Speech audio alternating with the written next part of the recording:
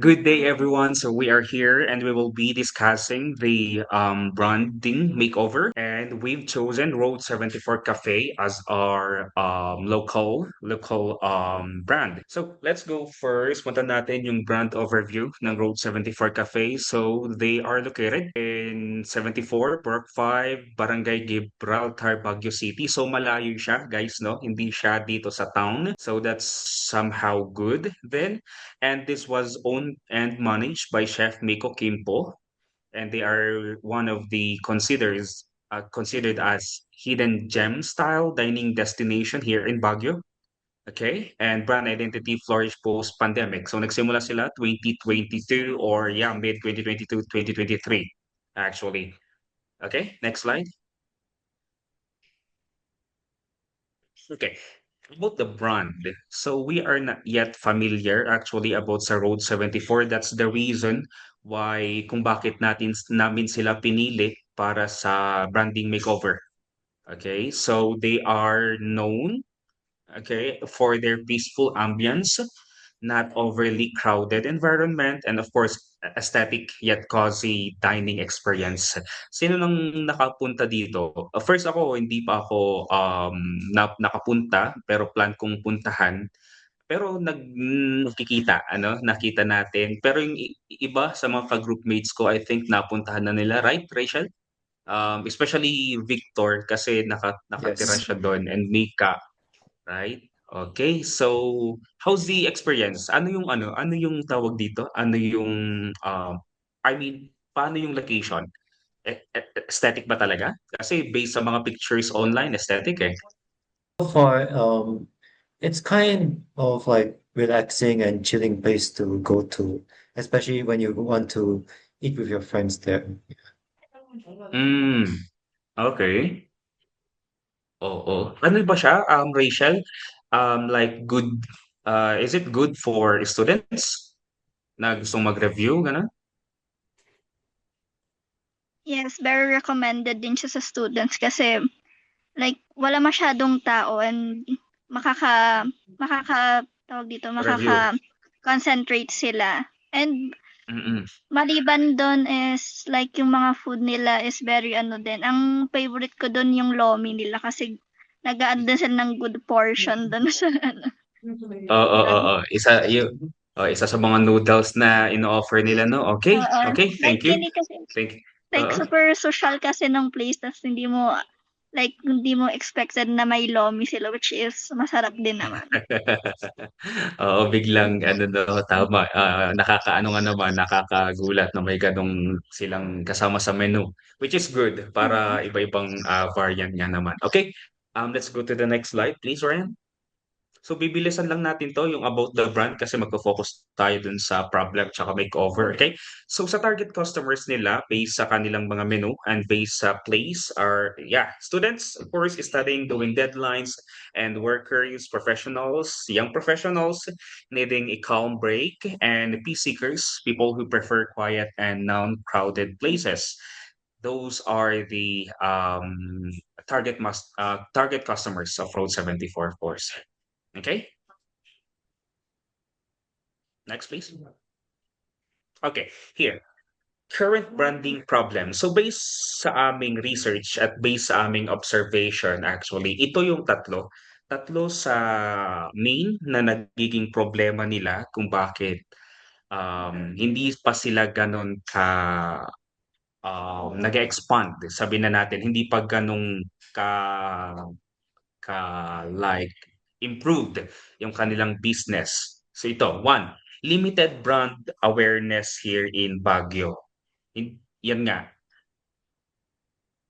for a business na gano'n, nag-o-offer ng food, para tumaas ang sales, mahalagang kilala ka ng mga taga Baguio. Alam nila kung saan yung lugar mo at yeah, alam nila yung pangalan mo basically. Okay? So yan ang isa sa nagiging problema nila, hindi sila kilala ng mga taga Baguio. Okay? So second, lack of distinct positioning in a competitive food market. walang bago, walang kakaiba sa kanilang, business, sa kanilang branding kaya hindi nagre-retain sa tao yung pangalan nila, isa yan. And then low engagement with local communities and tourists. Hindi natin sila nakikita sa mga social events. Hindi sila nakikipag-participate sa mga social events like lalo na ito parating na Panagbenga, yan, hindi sila gano'n ka-aggressive pagdating sa business, food industry. Although yeah, andun yung cafe nila, pero hindi sila gano'n ka-aggressive. Wala silang ginagawang, expansion kumbaga. So yan yung mga susubukan naming ayusin which is, through our, makeover na gagawin, okay? So how we will going to, resolve that? So next slide please. Okay, dun sa limited, brand awareness in Baguio, yun yung branding problem number one nila. Our proposed solution will be launching a strategic radio advertising campaign. Okay, because aminin man natin dito sa Baguio marami pa rin talaga ang nanonood na or na I mean nakikinig ng radio, 'di ba? Maraming nakikinig ng radio. So isa 'yan kasi nung nakita namin more on sa social media sila and then sa social media nila hindi pa sila gano'n ka-consistent sa pagpo-posts. So why not have a radio advertising campaign? Okay, so pwede kaming mag-develop ng 30 seconds radio ad. Okay, and with a memorable tagline. Okay, example, Road 74, Road to Sarap. Pero ang tagline na napili namin mamaya sa dulo, ipapakita namin. Okay, and broadcast daily during key listening times. Of course, yung peak prime time, di ba? And then include location cues and highlight affordability and best sellers. Okay, kasi dun sa radio advertising campaign, marami nang pwedeng ilagay dun eh. Pwedeng ilagay yung menu, pwedeng ilagay kung saan sila located, ano yung mga ino-offer nila, ano yung mga special sa kanila. So, technically, pwede itong isang makeover pa lang na ito, pwede nang ma-resolve nung, pwede niya nang i-resolve yung tatlong problem na nabanggit natin kanina. Okay, which is hindi gano'n kakilala, walang retention sa tao kasi walang tagline na naririnig palagi or walang slogan na naririnig palagi at walang bago kumbaga. Okay? So, next slide please, Ryan. Okay, for the branding problem number two, which is the lack of distinct positioning in a competitive food market, here is our proposed makeover or resolution. Define and amplify a strong brand identity. Brand is storytelling, right? It is owned and managed by Chef Miko Kimpo. Pwede naming gawan ng brand storytelling. Paano ba nagsimula? From rags to riches ba yung nangyari dito? Paano nagsimula yung business, yung magkaroon ng emotional connection between the business and sa target audience or target market. Okay, so pwede natin gawin yan. Or yeah, it says here, narrative around cafe's origins, yun nga, affordable comfort meals and welcoming atmosphere. Okay, narratives. Next is signature menu tagline. Yun nga, gagawa namin siya ng tagline para kasi napakahalaga ng tagline eh pagdating sa business kasi yan yung isa sa mga natatandaan ng tao, 'di ba? So, yun. And then visual branding. Consistent look across signage, menu, uniforms, and digital pages using colors and fonts that communicate codes and fun. Yung visual branding that includes na rin sa social media. Okay, pwede tayong maging consistent sa pag-posts sa social media, like kung ano yung special day by day or per day, ano yung ino-offer per day. Okay, so consistency is the key kasi pagdating sa advertising.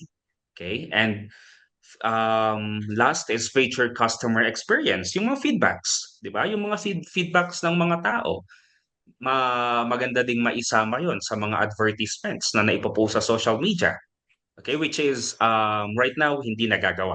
Hindi pa nagagawa ng Road 74. So this is what we will going to propose to them. So what is the benefit of this? So clear differentiation makes it easier for locals and tourists to remember and choose Road 74 over other options. Siyempre, makikilala na siya, yung retention retention sa tao about sa business magkakaroon na nun.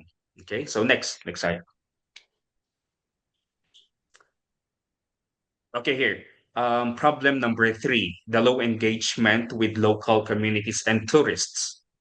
Of course, pwedeng ito ang mga natin propose resolution natin. Community and partnership engagement is strategy.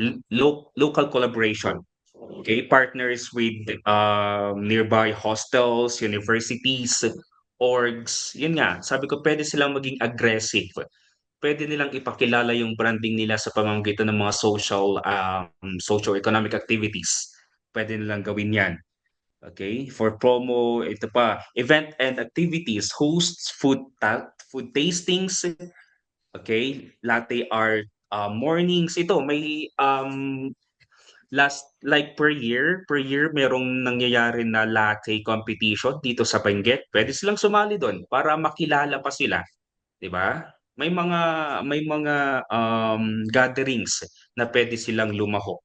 Then influencers and bloggers invites. Pwede din silang mag-invite ng mga local bloggers natin dito sa Baguio, which is napakarami at totoo namang nakakatulong talaga sa isang business. Pwede yan. And then feature seasonal promos align with tourism season. For example, the Panagbenga for limited offers that draw visitors seeking special experiences. Maglagay sila ng promo doon na inline sa Panagbenga Festival para i-visit sila ng tao. Para sa ganun, alam mo yun, yung community and partnership engagement nandun. Mhm. So yan yung mga proposed makeover namin at ang ginawa naming example by the way is radio advertisement which is ipaparinig namin mamaya sa dulo na lang. Sa dulo Ryan, sa dulo na lang no. At the end. Okay, next slide please. Okay, positioning statements. May you please read the positioning statement? Sino bang nandyan? Rachel? Road 74 Cafe is Baguio's peaceful and affordable comfort cafe along Gibraltar Road, serving hearty Filipino meals and a specialty coffee, perfect for student families and anyone seeking a relaxed escape from the city crowd. Okay, yan ang bago naming positioning statement. Okay? By the way, walang clear na positioning statement ang Road 74 Cafe as of now. So yan ang aming proposed positioning statement. So kung pag-aaralan natin bawat phrase, okay? First, nababanggit dito, it converts a non-central location into a unique advantage. Di ba? Galing imbes na nasa town, okay, converts the non-central location into a unique advantage. Paano siya nagiging advantage? Peaceful. Di ba? Nagiging peaceful yung place. Nagiging comfortable because of the less congestions. Okay? Yung traffic.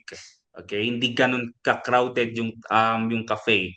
Hindi tulad ng karamihang mga cafe dito sa Baguio. Okay? And the next, it targets Baguio's strong student population. Dito sa ating positioning statement, nabanggit natin dito yung mga students, which is karamihan talaga dito sa Baguio are students, right? Karamihan ng mga pumupunta sa cafe are students. Okay? So next, here emphasizes affordability. Kasi isa yon sa mga napansin natin. Napansin nyo ba, lahat ng drinks nila hindi umaabot ng 150 pesos. So isa yon sa binigyan natin ng highlight natin dito sa positioning statement na to. Okay? Yung affordability. and then differentiates from crowded Session Road cafes. Yun nga, nabanggit din natin.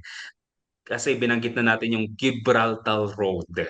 'Di ba? Gibraltar Road. Kasi kapag sabing Session Road yan, crowded yan for sure.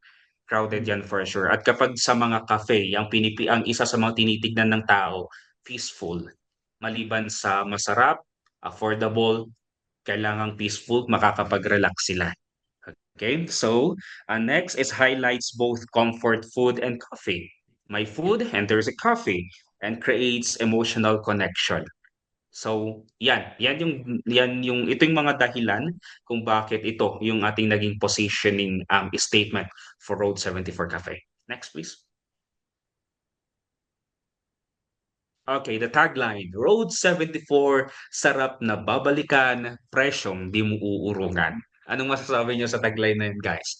Okay, no? Malakas siya, no? Natatandaan siya. Oo. Opinion? Super ano siya. Feeling nyo, kapag narinig nyo siya, magre-retain ba siya? Kasi sa akin, oo eh. Sarap na babalikan, presyong di mo uurungan. 'Di ba? Parang ayos, parang malakas 'no, may impact, may impact. So 'yan po yung aming napiling tagline. So Road 74, sarap na babalikan, presyong di mo uurungan, which highlights again the good food, good service, pero sa abot kayang presyo. Hindi masakit sa bulsa, kaya hindi ka mapapaatras kapag nakita mo yung menu. So try it guys, okay? Try it. Pwede nyo kong samahan kapag pumunta kami doon, kapag nag-visit kami. And by the way, balak namin tong i-email sa may-ari talaga ng Road 74 Cafe. Okay? Our team is planning to email these proposals to the owner of the Road 74, especially the radio advertisement that we created for them. Okay, balay natin, 'di ba? Malay natin, madil natin sila, magamit nila 'yon, bilhin nila sa atin 'yon, 'di ba? Yung radio advertisement na 'yon. So, yeah, those are the informations about the makeover that we were going to do for Road 74 Cafe. May dadagdag kayo, guys? Okay na? So far, okay. Okay. Yeah, so let's say goodbye. So goodbye guys. Thank you so much for listening. Sana naging maliwanag. Kung may tanong kayo, please free to approach us. Feel free to approach us and we're going to answer your questions during our face-to-face classes. Thank you, sir. Thank you, classmates. Bye-bye. Baguio City, relaxing, Instagrammable at sulit sarap na kainan pa ang hanap mo? Halina't puntahan ang Road 74 Cafe. Tikman ang kanilang kitchen specials tulad ng lechon kawali, crispy pork sisig, sizzling pork belly, crispy pork kare-kare, bulalo, sinigang na hipon, sizzling seafoods, ang paboritong chapsuy, at marami pang iba. Meron din silang iba't ibang rice meals at sizzling plate meals. They also serve breakfast, silog meals, and noodles. Lahat ay affordable. Tikman din ang kanilang mga pinagmamalaking inumin. Hot and cold coffee specials. Vanilla latte, Spanish latte, hazelnut latte, caramel latte, pumpkin spice latte, sakura latte, and of course, their original Road 74 latte. They also have matcha specials like matcha latte, strawberry matcha, and the Road 74 matcha. Meron pa silang iba't ibang juices and shakes and other cold drink specials. All drinks are not more than 140 pesos. Magaan sa bulsa, kaya tara na! Road 74, located at number 74 Gibraltar Road, Baguio City. Open Monday to Sunday, 8:30 a.m. to 9 p.m. Owned and managed by Chef Miko Kimpo. For more details, visit their Facebook page, Road 74 Cafe, or contact their phone number, 0967-301-7436. Road 74, sarap na babalikan, presyong di mo uurungan.